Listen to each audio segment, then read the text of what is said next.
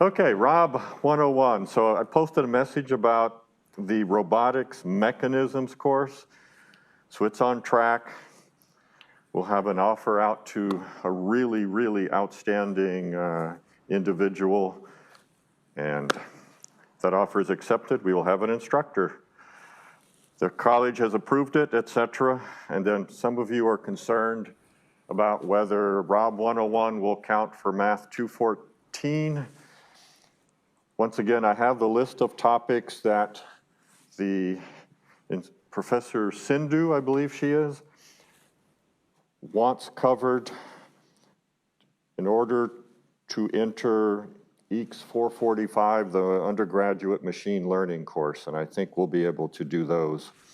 So I'm pretty much confident we'll be on track to get Math 214 accepted in CS, and then we'll work on the other departments. But as soon as CS goes, I think it'll be easy.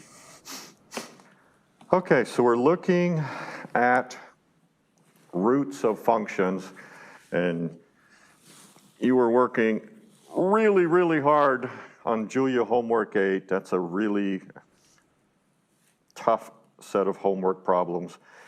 And given everything going on, we decided to extend that till Monday. Okay, so, and I hope that helps.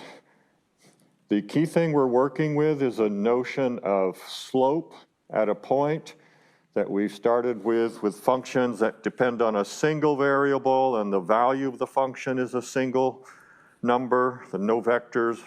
So the definition of slope was really clear from a geometric point of view, and then we've taken the analytical part and pushed it all the way to functions from Rm, which means the function depends upon m different variables, to Rn, which means the value of the function has n different components. It's an n vector.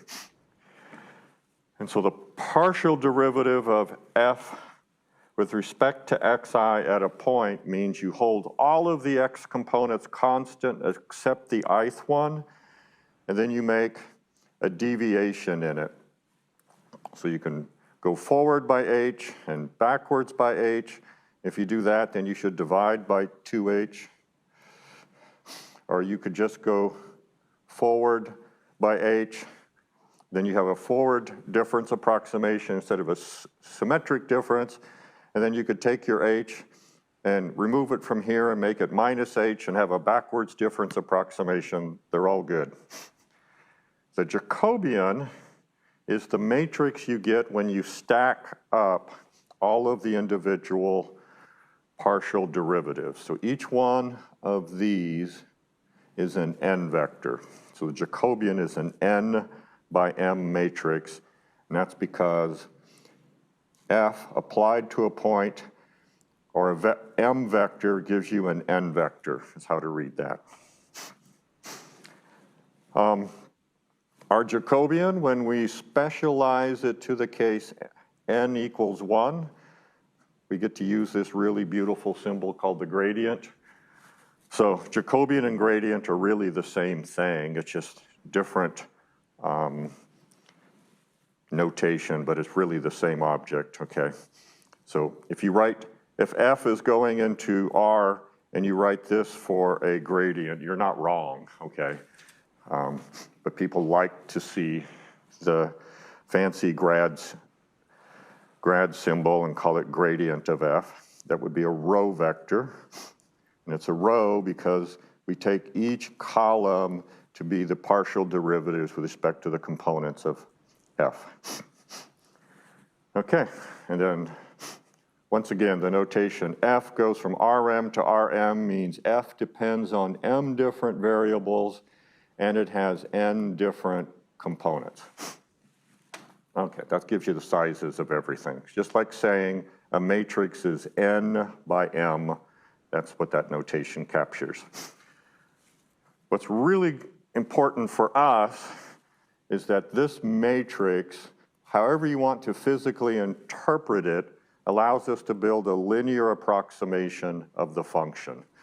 So near a given point, we can approximate the function as a fixed vector in Rn and then a matrix that acts on deviations about x0, variations in x about x0. So we've centered x at the point.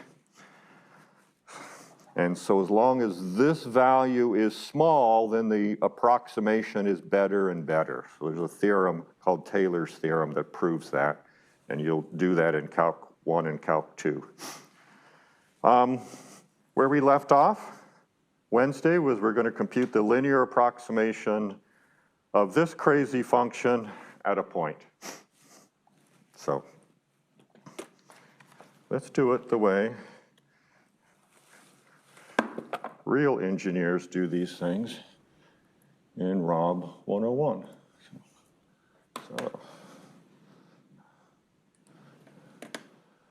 Okay, so if I blow this stuff up, it's pretty visible in the room here. I hope it's visible on Zoom. Okay, so if I do that, then I can't run my cell.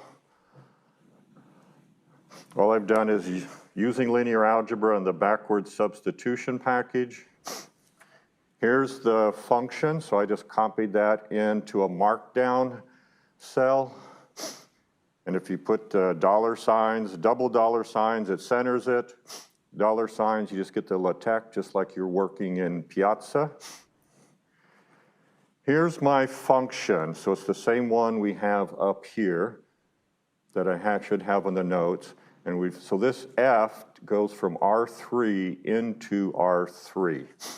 And here's our point x0. And so to calculate the Jacobian, I don't know, I just chose h is 10 to the minus 3.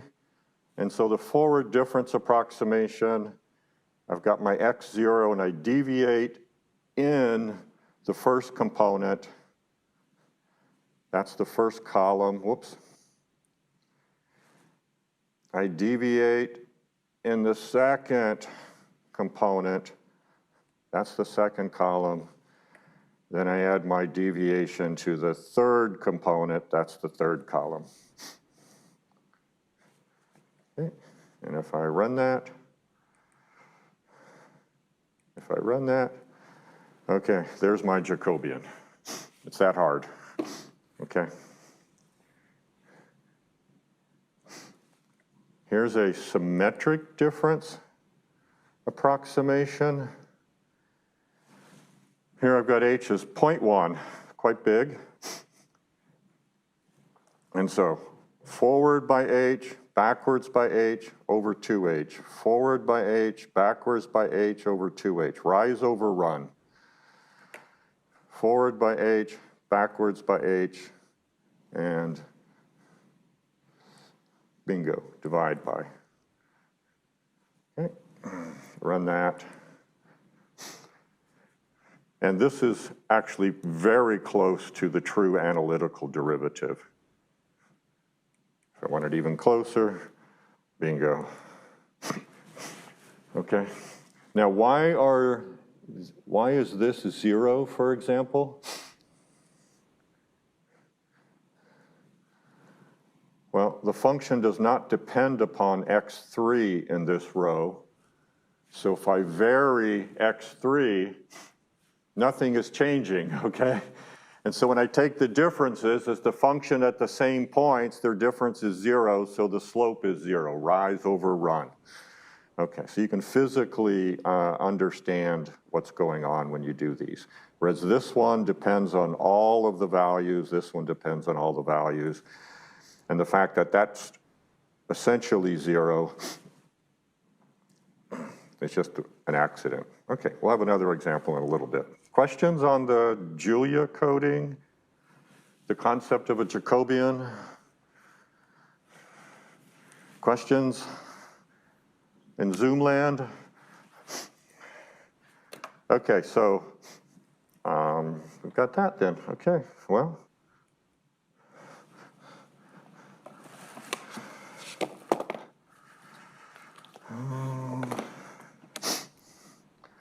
Okay. C. Julia demo. And it worked. Okay, so I'm happy. I hope you are happy. Okay. Good.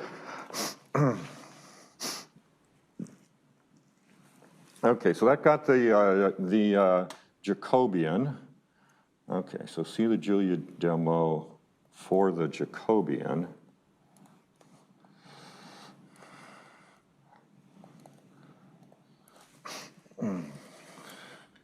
So we ended up getting A equals df by dx at x0, and it was 2, 0, 1, 6.28,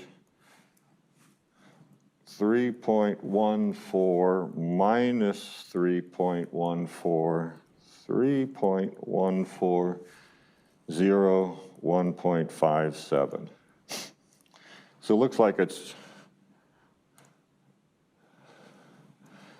it's 2, 2 pi, pi, 0, pi, 0, minus pi, pi over 2. Probably what it is. Do I care? No. Okay.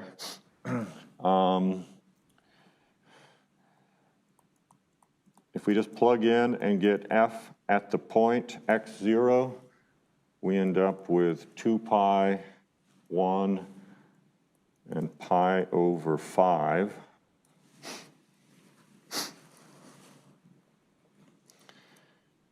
And so to complete the linear approximation, I'll call it f ln of x. That would be equal, but it's just an approximation of the function, so I plug in f of x0, so I'm just emphasizing here, this is just a vector in R3. And then we've got just a matrix, and then it's x minus x0, and that was pi 1, 2.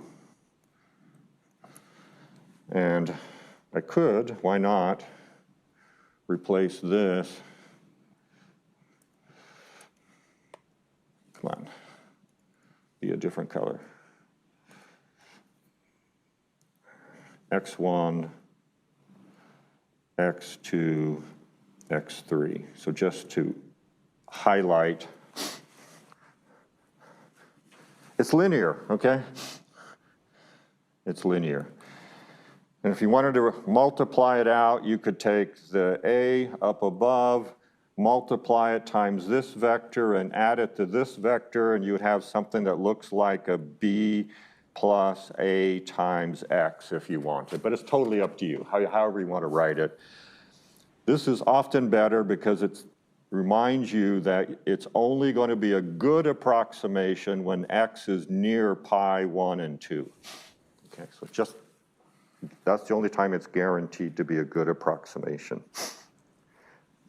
And then in the book, if you go through and read it, I take and I compare the linear approximation to the function, and I took an interval about x1, x2, and x3, and then I just did a random search. I just ran random, plugged it in, and looked for the maximum value that I find to get the maximum deviation. I didn't do anything fancy. Okay? Cool.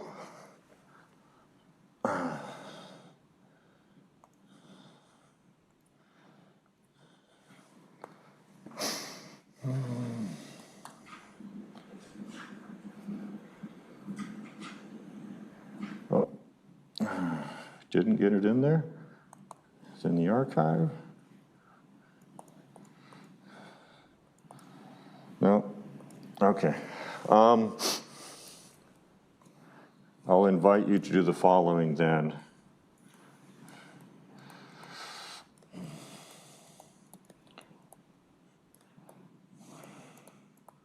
Check out the green call-out box.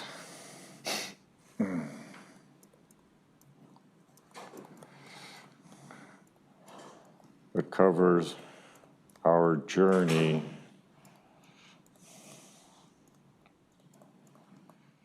from slopes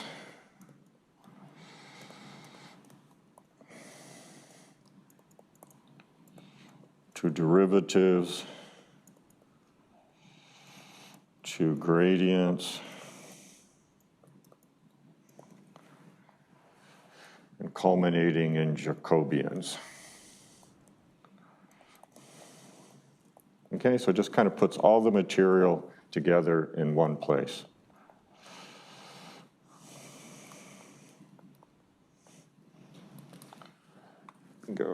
Don't go away.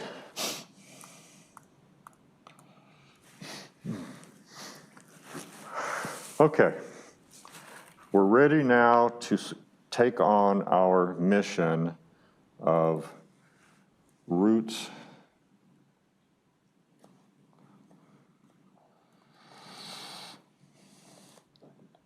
of functions from Rn into Rn. And that is called the Newton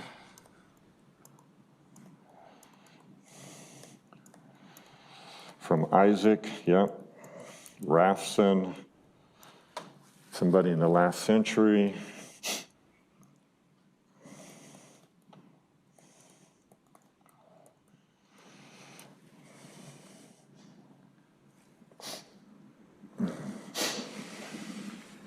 Yeah, so Newton was one of the founders of calculus, along with Bernoulli and others, Leibniz, Lagrange, but Newton wasn't very good at notation, and his notation was so bad he couldn't really do vector stuff very well. So, very smart dude, but doesn't have the power of the mathematical notation that we have today.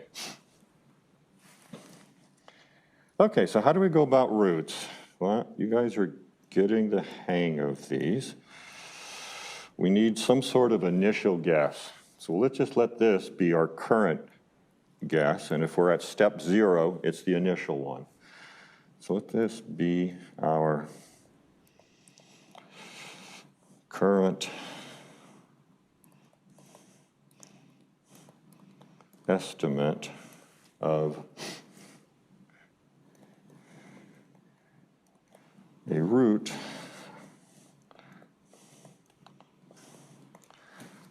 okay. So if xk plugged in gave us 0, we're done. But we'll assume it's not close enough. Okay. So what we do is we linearize the function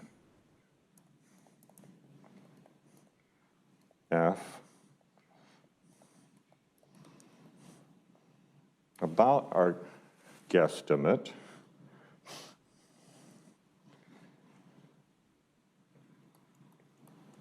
So near the point, we write it as a vector in Rn, our matrix Jacobian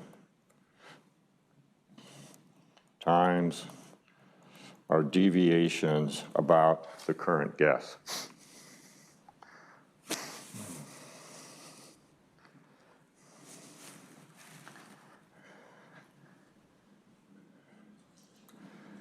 Our goal is to plug in an xk plus 1 here and make this 0.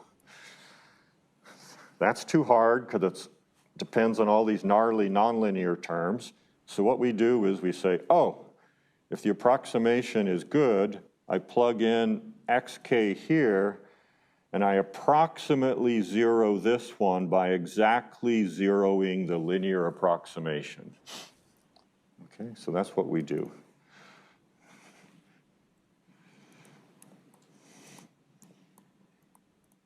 We approximately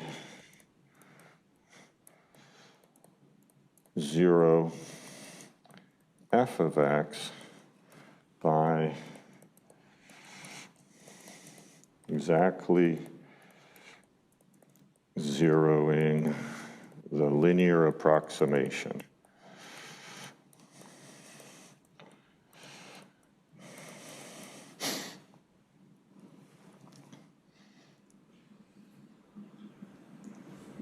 Okay, so we say fxk plus 1 is approximately 0. And we're big and bad and bold, and we say that that's the same thing as doing 0 equals f of xk plus df by dx of xk times xk plus 1, just to make sure what we're solving for, make it stand out there. Okay.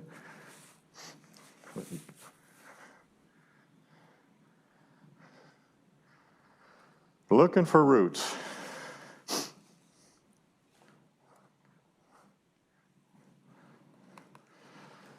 Okay, so f of x being 0, we're going to say that's the same thing. We're going to be big and bold and just linear, just 0 the linear approximation of the function. So how do we get this? Well, it's a linear equation. We just solve it. Okay, so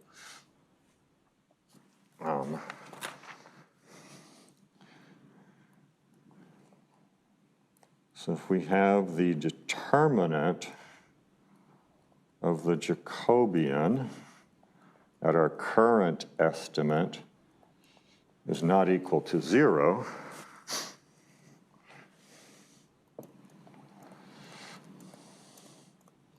we just solve this linear equation.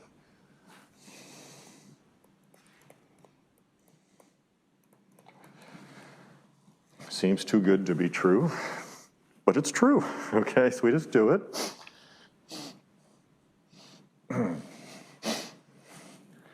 Okay, I'll do all the steps really quickly, but we have this on one side, and we're going to move this to the other.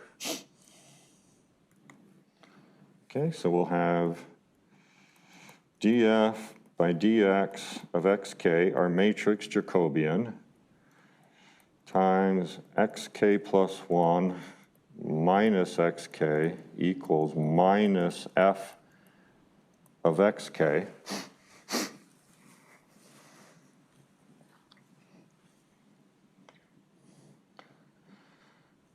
Well, if the determinant is non-zero, then we can invert that matrix, and we'll end up with x at k plus 1 minus xk.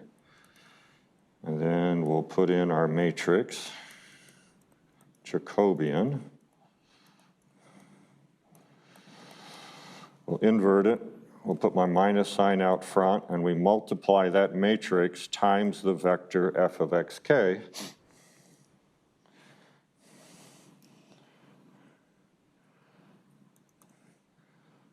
Well, and then if we just rewrite it like this, xk plus 1, we bring the xk to the other side. We have the official Newton-Raphson algorithm.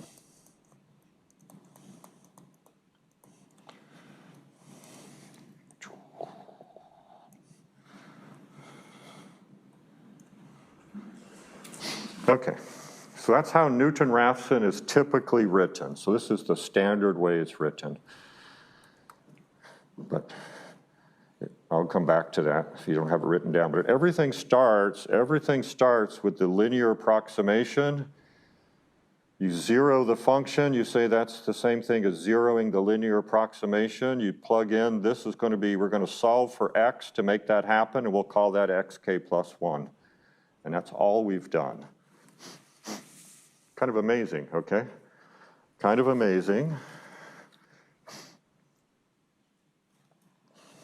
Okay, so this is the standard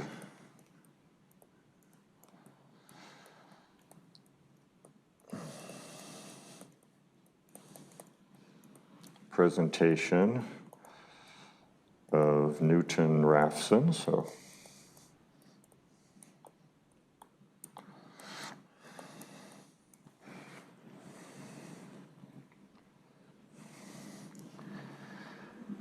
Okay, so if eventually you're taking an F equals MA course, and maybe it's got a little robot arm, and they're trying to find the joint angles to place the end effector of the robot at a certain point in space, you'll be solving a bunch of trigonometric equations. You won't be able to do it in closed form.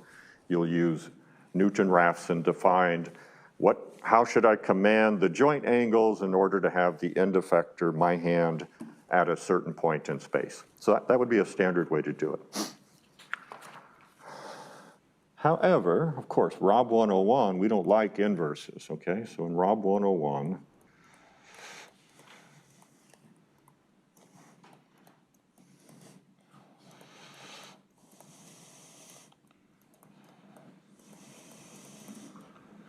we try to avoid computing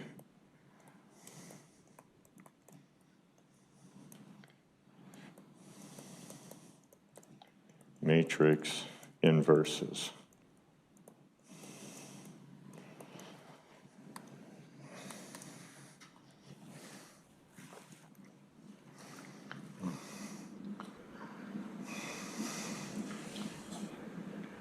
Okay, so how did we get stuck with that inverse? Oh, it actually came from here, okay? Here's a matrix, here's a vector, here's a vector. We're really solving this set of linear equations, okay? So what we're going to do is make this a variable, xk plus 1 minus xk, so it looks like ax equals b, and then you can use LU or QR to your heart's content, okay? So let me put a little mark here, and you do that in your equations as well, in your notes as well, so we can refer back to this. So this is the pure form without the inverse. So I'm going to define this to be delta k.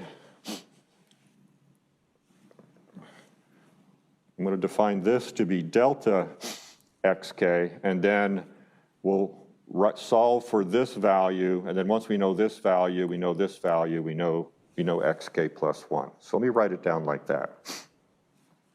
Come on back. Okay, so I'm going to define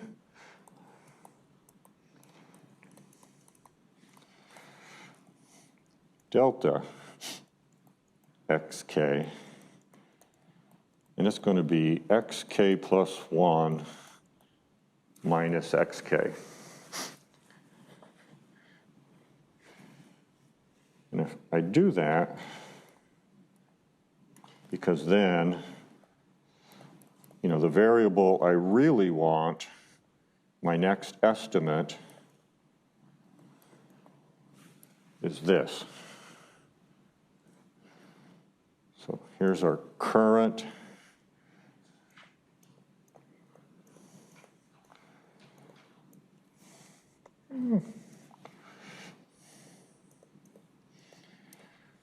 estimate of the root, and then this is an update.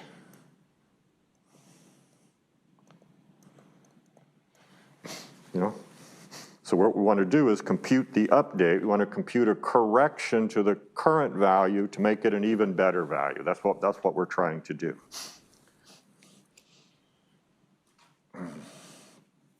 Okay, so using that and plugging it back into that. Let's put in the preposition from star. What we had was df by dx at the point times delta xk equals minus f at xk.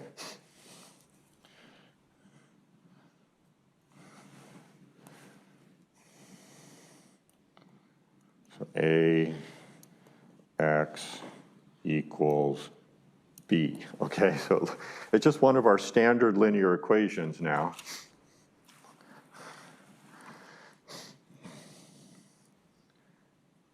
So let's turn this into an algorithm. So while from f of xk is greater than tolerance. I'm just going to write pseudocode, okay? Then we'll do it in Julia. df, the gradient, I'm going to write that as qk times rk. That's called a QR factorization. Why? Because I don't want to use matrix inverses.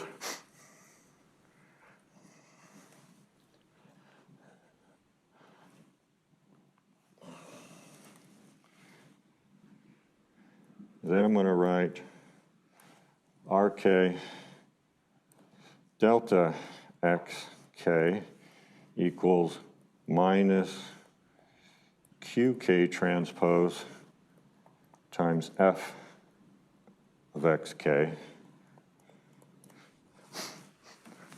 Okay, so that's a comment just to remind myself what's going on.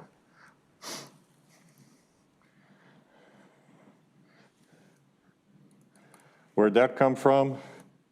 qk, rk is here, and I just multiplied by q transpose on both sides to clear the q. Okay, so that's all I did. And so now I can say delta xk is back substitute of rk and then minus qk transpose f of xk.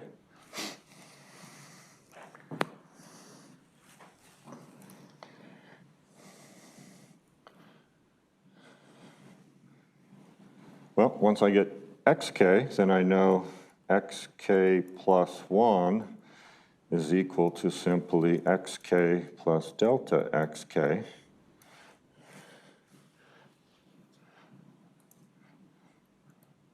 Well, that's how we write that in math. But as an algorithm, we don't really need to introduce a new variable. We just reuse our old variable. So this is computer speak, or Julia speak.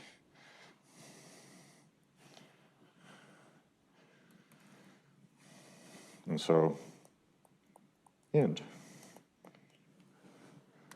Let's see if this makes any sense. I mean, this is super high level. Rob 101 students, this is super high level. I know it may be hopefully it's seeming straightforward to you now, but if case not, we're seeking roots, we're going to iterate. If you prefer to have a for loop, that's fine. And then you can have an if statement to break the loop when the tolerance is met. So we take our Jacobian. It's up to you. You can do LU or QR, and I will post some information about how some of my colleagues think about choosing between those two algorithms. We did a lot with LU, so now we're trying to make QR just as much our friend, so I'm sticking with it. So I try to solve delta xk plus 1 equals Jacobian inverse times minus f of xk. So I do that with QR and back substitution. I now have my increment, so my correction. And so that I don't have to create a new variable, I just overwrite xk. I take the current value, I put the correction. That's my update, and now I just loop through. Too easy? Too obvious? I don't know. Let's see what that looks like in code.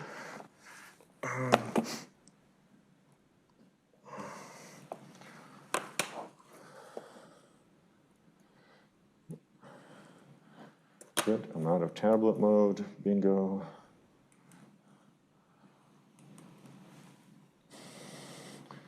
Okay, so once again, I've already run linear algebra, I've got my back substitution, and what I want to do is I'm going to find a root of a function, takes R4 to R4, and here's my initial guess for where the root is.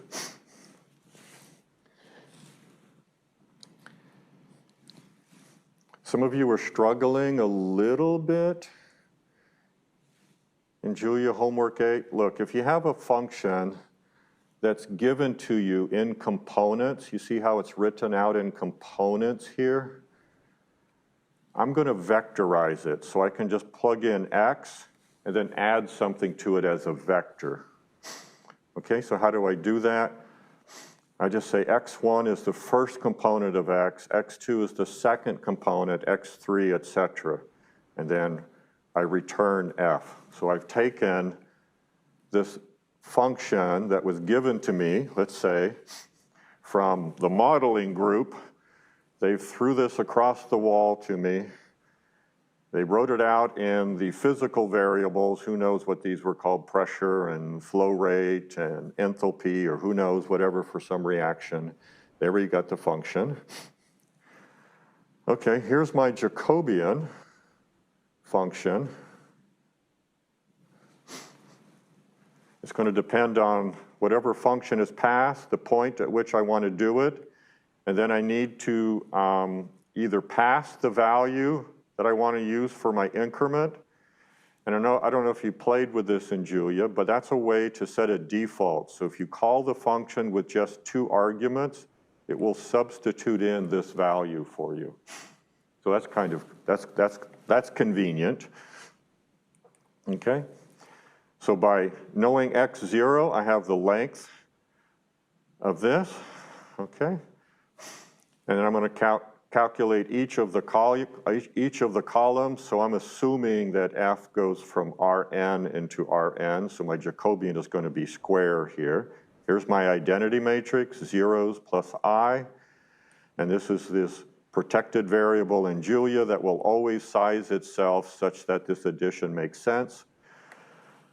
I could have done the undefined stuff on the Jacobian, but I'm just going to set it equal to zeros, so now it's defined, and I go in the loop, and now I start updating it by column. And because I vectorized my function, I just go x0 plus h, and this is the E1, E2, E3, E4, En. So it's just, that's how easy it is to build the Jacobian, and so I return the Jacobian of f. Oh, why didn't he do this before we started homework 8? It's because if you don't struggle a little bit, it doesn't sink in, okay? So, questions on how I did my Jacobian? Let's see, how do we calculate the estimate? Can you be a little bit more precise there, Max, on the estimate? So you mean, how do we decide where to start the iteration? Yeah, that's what I mean. Yeah, so that's where, when we start our Newton-Raphson, so in line 2 of the cell where my mouse is, we'll go ahead and play with that. So this is where you need knowledge of this function. And let's suppose, once again, it was some robot arm. And I always think it's funny when people do demos using their arms as a robot arm. Okay. But you might have some idea that the shoulder joint should be approximately at a 30-degree angle. So you start there, and you think the elbow joint should be at a certain place, and the wrist. So from physical intuition, you may have good idea of what the initial value should be, but you may not, okay? So if this just came over the wall from the modeling group and you haven't seen the drawing of the particular device you're working on, then you're going to have to hunt in the dark a little bit. So it's a lot easier if you have some idea about the physical function. Here, it's just some abstract thing that I've given you, so it's really hard. Does that help? Yeah, that does. Thank you. Okay. So Newton-Raphson, once again, instead of calling it x0, I'm calling it xk, so I can just keep using it as if it's my kth one. So since it's the start, I put a counter at 0, my tolerance. Here's the value of the function at xk. Just call it fk. I'm going to show what those are, show the counter. And my while loop is, while the norm is exceeding the norm of the function at xk, so while that's too big and my counter hasn't exploded, I keep iterating. And so Newton-Raphson becomes super clean. I got a Jacobian. I do the QR factorization and the back substitution. I update my value, and then so that the while loop can check this, I need to evaluate my function at the new update. And I'm only putting these print statements so we can see how the thing works.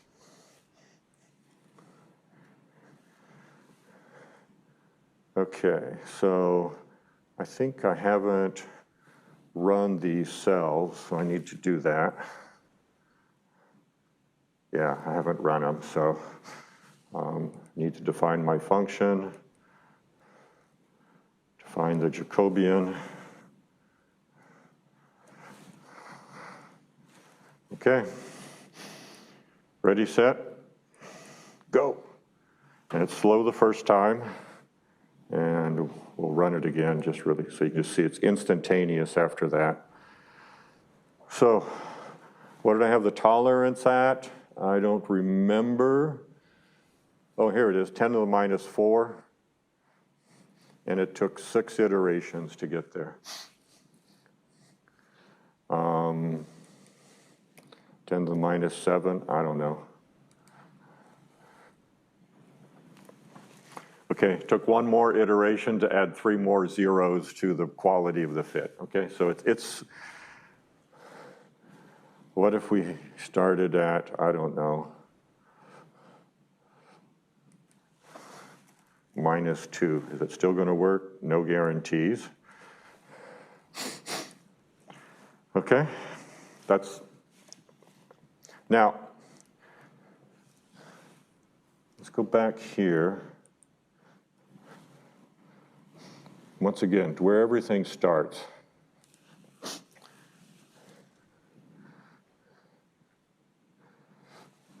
We approximately zero the function by exactly zeroing the linear approximation.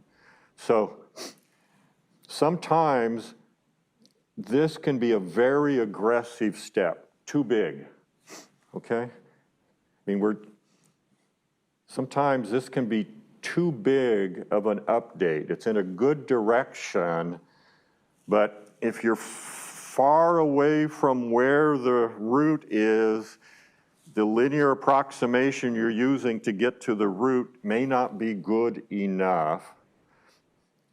And so there's a damped version of Newton's algorithm where you simply put a step size right here.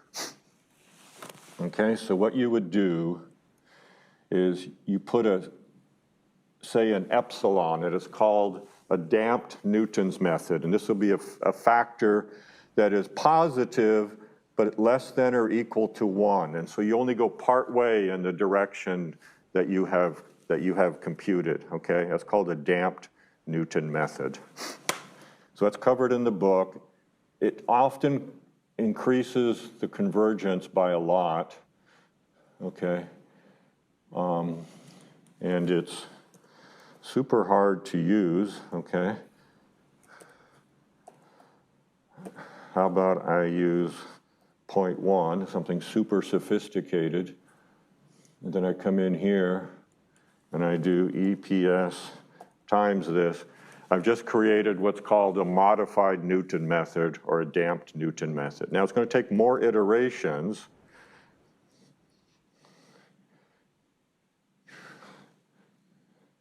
Okay, because I'm not being nearly as aggressive.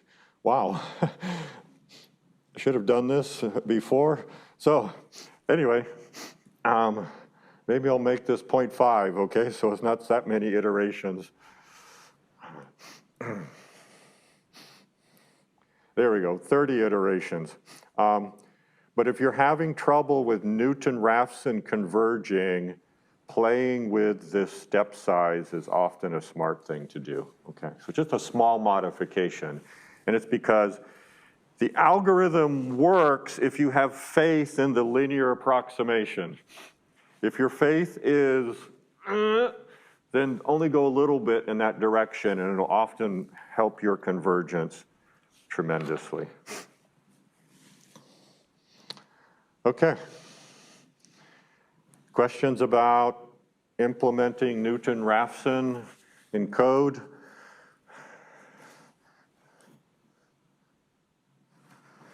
No? Okay. Cool. We have just a couple minutes, so let's just get ourselves set up.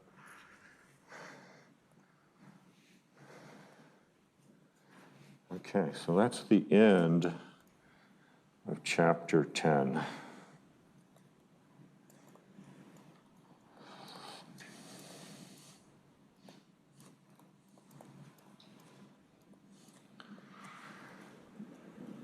Okay, you guys can find the roots of almost anything now, okay? You can solve almost any nonlinear equation. And it doesn't matter how proficient you are at analytic derivatives, you can still do it numerically. In Julia Homework 9, once again, we'll introduce you to some packages that will actually compute analytical derivatives. The reason you may want to use an analytical derivative is then it avoids having to do the numerical approximation, and it speeds up the algorithm, okay? So if you can provide analytical derivatives, that is great. Okay, but with my student Eva, we just submitted a nice paper to IEEE Access, and we needed some derivatives of outputs from an optimization program, and there's no way you could go through all the lines of code and calculate an analytical derivative. So we just did symmetric differences and got our linearization and got our results, okay, for that. So this is the beautiful part of being able to do these things. So now we're gonna do chapter 11, and that's the last formal material that we're gonna cover. It's optimization. So we're going to find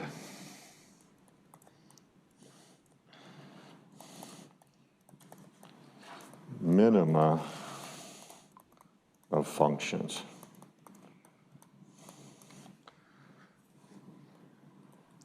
F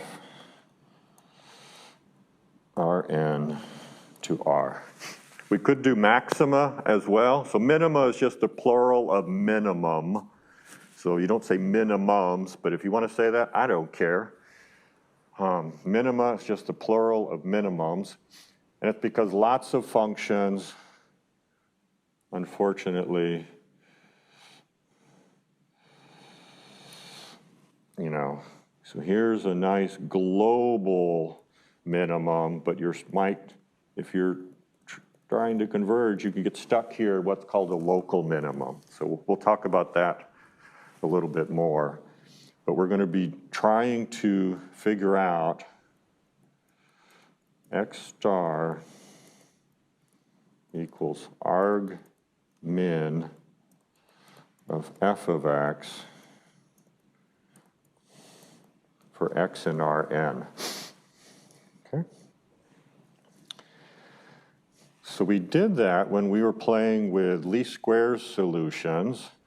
With least squares solutions, our f of x was, say, norm of ax minus b, and we could square it to get rid of the nasty square root. It doesn't change anything. And so we did least squares on that. And then so I'll just leave it at that. So this is what we did with least squares.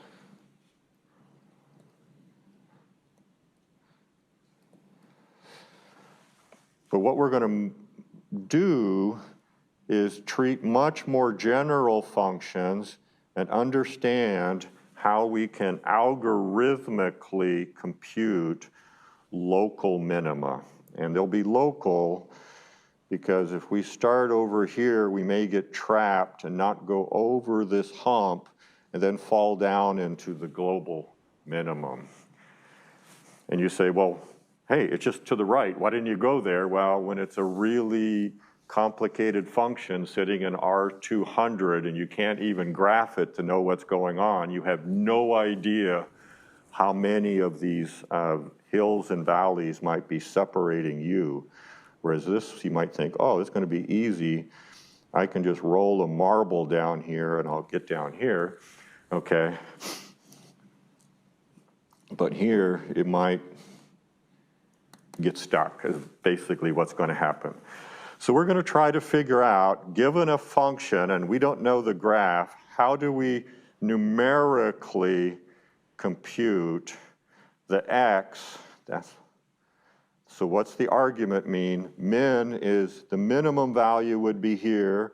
We'll call this a local minimum because if you go away from it, it grows. Okay. X star would be the x's that give you the local minimum. That's what the argument means, okay? Min f is the value, x is the point. And so we're going to start on that on Monday, and it's kind of the last of the main ideas I wanted you guys to be exposed to in Rob 101.